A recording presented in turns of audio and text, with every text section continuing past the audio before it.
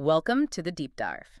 Today, we're tackling something, well, it feels really modern, doesn't it? This urge to fight back. Uh-huh. But the answer, or at least an answer, might be ancient. If you've ever felt that, that absolute certainty you're right. Oh, yeah. That burning feeling. Exactly. And you fire off that email or challenge your boss or maybe a teacher publicly, and then instantly think, oh no. Yep.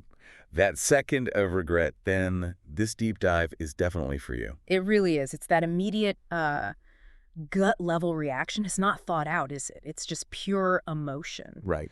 And we looked at a whole range of stuff, neuroscience, history, conflict resolution, but it all sort of circles back to this one bit of ancient wisdom. A proverb specifically warning against exactly this kind of thing. Precisely. So we want to get right to the heart of it. What are the consequences when, righteous anger just steamrolls strategy? What's the main text we're starting with? Okay, the anchor text, the one that really grounds this whole discussion, it's from the book of Proverbs, Yeah. chapter 20, verse 2.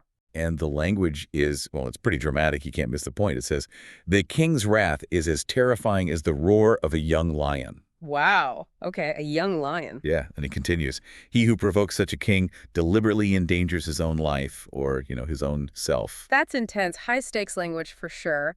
And it feels like the message isn't really for the king, is it? Not at all. It's aimed squarely at you listening, the person who might jump to challenge authority. Right. The goal here is to figure out why that provocation is so risky and how you can shift from just reacting emotionally to, well, acting strategically. Let's stick with that lion metaphor for a second. A young lion. Why young? What's the significance there? That's a great question. I think the young part is crucial. It's not just any lion. It suggests raw power, maybe unpredictable energy. It's not just a theoretical threat. It's real danger. Absolutely. Yeah. It implies a realistic, almost physical kind of danger. Mm-hmm. The potential to actually get bitten, metaphorically speaking, to be, seriously harmed. Right. And okay, most of us aren't facing like literal kings ready to chop off our heads today. Hopefully not. But the danger feels proportionally just as real, doesn't it? In a modern office or maybe a university setting, who's the young lion now? The angry CEO? Or is it just the rules? It could be both. Or maybe it's the system itself, the structure, the power dynamic. Think about it challenging your manager in the wrong way. The lion's wrath isn't a roar, maybe, but it's getting fired. Or getting sidelined for that promotion. Exactly. Or just losing all trust, all institutional backing. It's systemic damage. So even if you are 100% correct, objectively right, that raw passion, if it's not channeled, it leads to hurting yourself. Losing reputation, opportunities, maybe even your job. It's self-harm, essentially. So the stakes are still incredibly high, just different arenas. And the sources we looked at were really clear about the one thing you absolutely should not do. Yeah, crystal clear. The number one no-no is publicly provoking the authority figure. Yeah. Making them lose face. In front of everyone else. Yes. Because when you back someone with authority into a corner like that, right, forcing them to choose between fixing the issue and saving face. They're going to save face. Every single time. That's the moment the lion stops roaring and starts swiping. That's the attack. Which brings us to the million-dollar question. If it's so obviously a bad idea, why do we do it? Why does that part of our brain just scream, go on, tell them off, we're right? Yeah, that's where the science gets really interesting. It's kind of an evolutionary glitch. A glitch, how so? Well, think way back. Small tribes, primitive groups. If someone wronged you, standing your ground, being tough, maybe refusing to back down. Sometimes that worked. Okay, like establishing your place. Yeah, getting resources. Exactly. The power dynamics were often more symmetrical, more personal. Yeah. That immediate feeling of winning the confrontation, that defiance, it had a real payoff sometimes, a short-term reward. But that ancient wiring is still there. It is. And we're trying to apply that old script to these huge, modern, asymmetric power structures, like corporations or legal systems, where the rules are totally different. Completely. Your brain still craves that quick hit, that satisfying feeling of, I told them, the short-term reward. But the long-term cost, losing your job, damaging your career for years, it's massively out of proportion. The brain's cost-benefit analysis is just broken. It's stuck in the past. In a way, yes. And we can even point to the specific part of the brain responsible. It's the amygdala. Okay, the amygdala, I've heard of that. The emotional center. Sort of the brain's quick-reacting security guard. Or maybe like a really twitchy fire alarm in the old reactive part of the brain. A fire alarm. I like that. Okay. It spots perceived threats, insults, unfairness incredibly fast.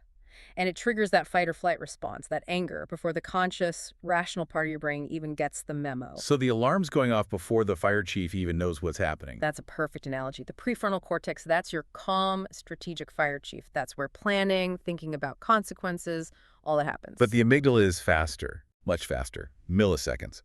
So the alarm is blaring, and we react, we speak, we type that angry email before the chief has even assessed the situation or decided on the best plan. We act before we think. Okay, that explains the sudden flash of anger, the impulsive reaction, but what about that extra layer? When someone tells you, you have to do this or you can't do that, why does that restriction itself make us want to rebel even more, even if it's counterproductive? Ah, now you're talking about psychological reactance. That's a classic concept. Yeah. Jack Brem talked about this back in the 60s. Reactance, okay. It's that automatic urge to push back, just because you feel your freedom is being threatened or taken away. Right, like when the teacher moves the deadline without asking or the boss says you must stay late, even if you were maybe going to stay late anyway. Exactly. The must changes everything. It feels like they're challenging your autonomy, treating you like you have no choice. Like a kid, yeah. And that feeling triggers reactance. The argument stops being about the deadline or the workload, and it becomes this personal battle for freedom. That feeling of, I'm right, they're wrong, they can't treat me like this, that becomes the reward. Blinding you to the actual consequences. Totally blinding you. And that's the real kicker, isn't it? The irony. You fight the restriction because you want freedom, but the way you fight actually guarantees you less freedom in the end. The student who blows up at the teacher gets disciplined more harshly. The employee who lashes out gets fired. It's a self-defeating loop. You react against the perceived loss of control in a way that causes you to lose even more control. To really see how this plays out, how costly it can be, we need a concrete example. There was that story in the sources about student A. Yes, a classic case study of this exact dynamic. So student A, smart kid, probably knew their stuff, but maybe a bit quick to feel wronged. That seems to be the picture. And the trigger was something pretty common, really. A teacher moved a big deadline up suddenly, with not much explanation. Basically sending the message, my schedule trumps yours. Classic power play. Right. And student A felt, probably correctly, that it was unfair, arbitrary. They had the moral high ground in their mind. Okay, so they decided to challenge it, but the how and when, that's where it went wrong. That's exactly it. Wrong time, wrong place, wrong manner. So walk us through the confrontation. What did they do? Instead of, say, asking for a private meeting later, student A stood up right there, middle of the lecture, in front of the entire class. Oh boy, public challenge. Big time. And used really strong language. Accusatory. Things like, that's totally unfair. How could you expect us to do good work now? You're just punishing us. Wow. Okay, so that's in the moment, right? The public challenge to the teacher's authority. The young lion gets provoked. What happened? You could probably guess. Instant change. The teacher's whole demeanor just hardened, shut down. The fence is up. Completely. It wasn't about the deadline anymore. Now it was about the teacher reasserting control, protecting their authority in front of everyone. The relationship shifted immediately. Guide became adversary. And the outcome for student A? Did they get the deadline moved? Absolutely not. Zero chance. In fact, the challenge made it impossible for the teacher to back down without looking weak. Because it would look like giving in to the public outburst. Exactly. So the student got reprimanded later, privately. They lost any goodwill they might have had. The classroom atmosphere probably got tense. And they achieved nothing towards their actual goal. Nothing except maybe that brief, hot flash of satisfaction from telling them off. Which faded pretty fast, I imagine, replaced by the negative consequences. They chose the emotional hit over the strategic objective. And the proverb played out perfectly. The lion roared back. That story just nails it, doesn't it? Why the very first step in any kind of strategy here has to be overriding that impulse. Yes. You have to disconnect from the need for immediate emotional release. And connects to the actual goal. What do you really want to achieve here? Get the deadline moved. Get treated more fairly. Whatever that concrete thing is. Prioritize that over the feeling of being right in the moment. So, if the amygdala, that fire alarm, is the immediate problem, we need something physical, right? Something to short-circuit it and give the prefrontal cortex the chief time to step in. We do. And the sources point to something remarkably simple but powerful if you actually do it. It's an immediate if-then plan, like a 10-second fix. Okay, I admit, when I first saw this, 3 deep breaths. It sounded a bit, well, cliche, generic advice. Can 10 seconds really counter thousands of years of evolution? It sounds simple, but the physiology is real. If you execute it properly, the rule is, if you feel that heat rising, heart pounding, the urge to argue or type that angry message. That amygdala hijack starting. Yes. Then, and this is the non-negotiable part, you physically close your mouth, stop talking, stop typing, and you slowly, deliberately take 3 deep breaths, in and out. Roughly 10 seconds. Why is that action so important? It's about physiology. Yes. Slow, deep breathing activates the vagus nerve. That sends a signal back to your brain saying, essentially, okay, maybe we're not under immediate attack. It calms the nervous system down. It creates a pause. Exactly. It creates that crucial little space, that foothold for the prefrontal cortex to catch up and say, okay, hold on, what's the smart move here? It doesn't solve the underlying issue. But it stops you from pouring gasoline on the fire. Precisely. It stops you from activating the lion's roar.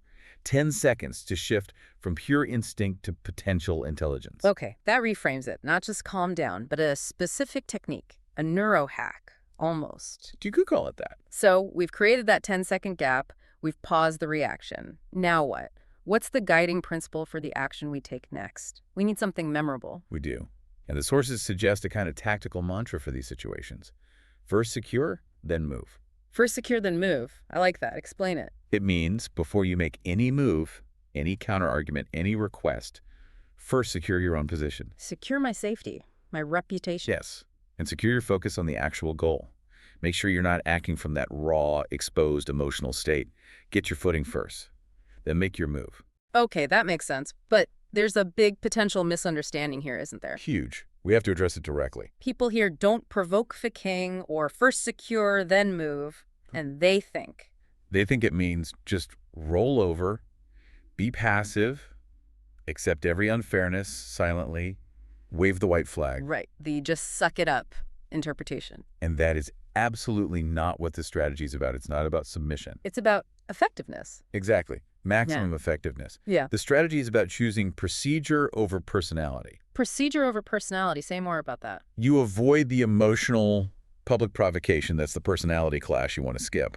But you absolutely do pursue correction or fairness using the proper channels, the right procedures. So the goal isn't to attack the person or make them feel bad. No. The goal is to fix the problem, to achieve your objective. Okay, so what does that look like in practice? If I can't stand up and yell, that's unfair in the meeting, what's the procedure route? It means choosing the right time, place, and method. Instead of the public outburst, you request a one-on-one meeting later. Okay. Private setting. Yes. Instead of emotional, accusatory language, you did this, you use factual, objective language, maybe referencing specific policies or agreements. Document things. Absolutely. Use formal channels if they exist, HR, an ombudsman, a documented complaint process. Frame the issue not as you wronged me, but as there seems to be a procedural issue here that needs addressing. Or this outcome doesn't align with the stated policy. Can we review it? Precisely. You depersonalize it. You shift the focus away from the king's ego, away from the lion's potential wrath. And onto the objective rules, the system, the process. And by doing that, you make it much harder for them to dismiss you based on emotion or defiance. You force them to engage with the substance of the issue within the established rules.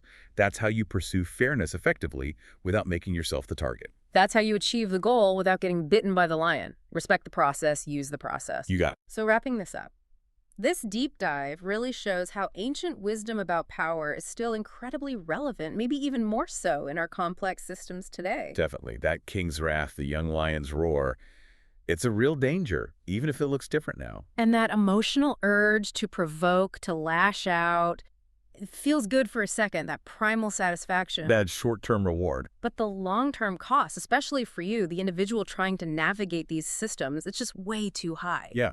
Real strategic success means, first, recognizing when your amygdala is trying to run the show. Then using that 10-second 3-breath pause to get the prefrontal cortex back online. And operating under that mantra. First secure, then move. Choosing procedure, choosing effectiveness over that fleeting emotional hit. So the final thought for you listening, what does this boil down to? I guess it's this. If that intense feeling of being right, of moral certainty, is what's driving your impulse to fight back immediately, take a hard look. Ask yourself, what's the actual measurable value of that temporary satisfaction you get from lashing out? compared to the value of actually achieving your goal, getting the situation change. Exactly. How much is that feeling worth, really? And then maybe ask, what injustices, what unfair situations might you be unintentionally keeping in place? Simply because you keep choosing the path of emotional confrontation instead of cool, calculated strategy. Choosing the provocation over the procedure. Yeah, it's a tough question, but worth considering the next time you feel that heat start to rise.